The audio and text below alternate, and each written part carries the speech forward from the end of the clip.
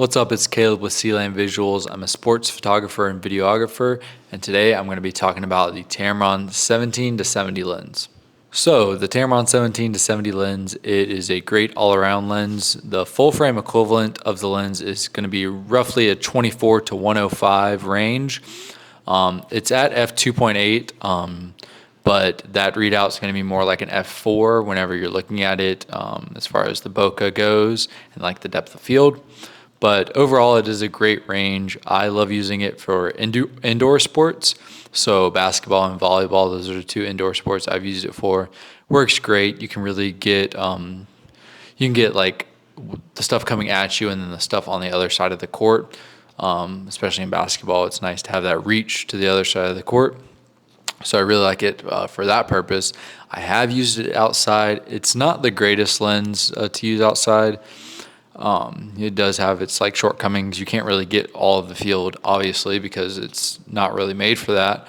A 70 to 200 is obviously going to be a better option, but if you only have one lens, it's definitely a great tool you can use. And you can use like the power zoom function on the FX30 in particular to kind of get extra range.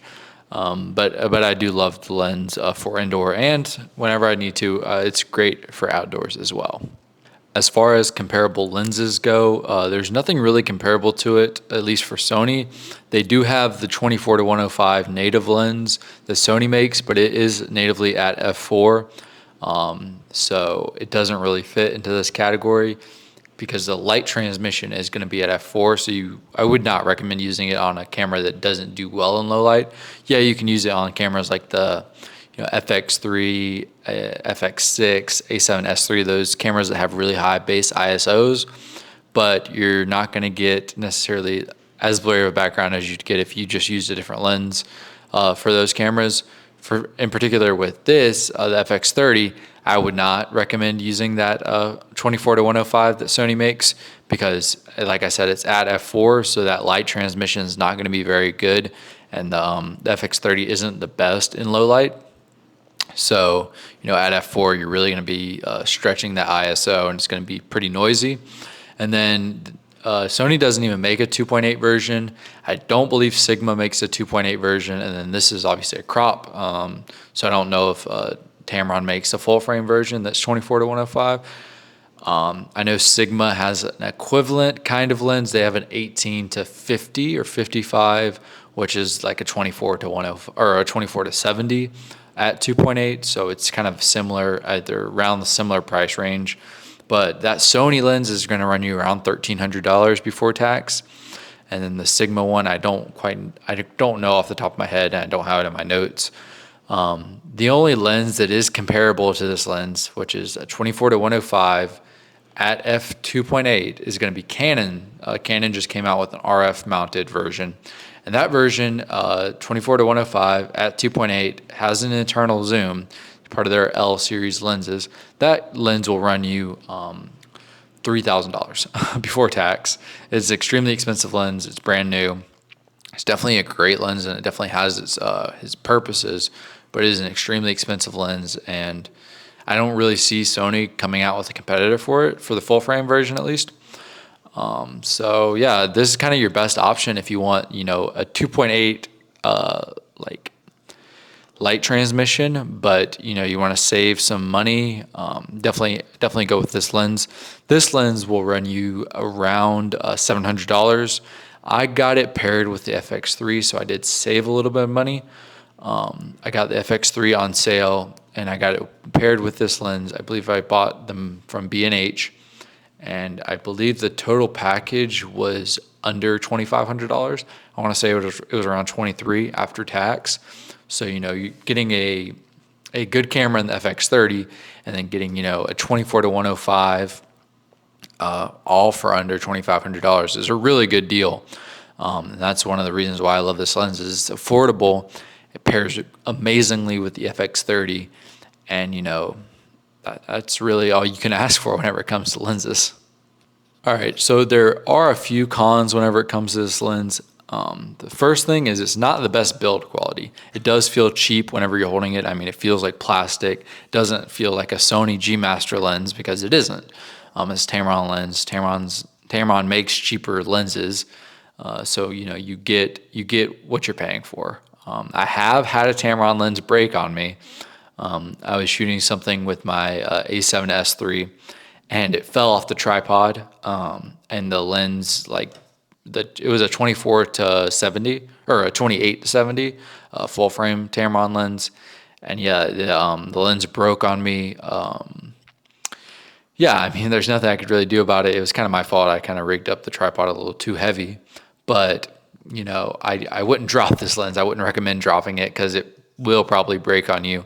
And yeah, I'm not quite sure of the durability. As far as long as I've had it, I haven't had any issues as far as any damages. There's not many scratches on it, so that's great. It doesn't look like it's been used besides on the rubber. The rubber does get kind of dirty compared to some other lenses I've used, but overall, it's a good lens. That's just one thing I'd be weary of. Another, it could be a pro, it could be a con, is the focus, or not the focus throw, but the zoom throw. This is going to be very quick. From 17 to 35, it just flicks. So here's 17, and then if I flick it, that goes to 35. So that's like a 24 to 50 right there. You're going pretty quick.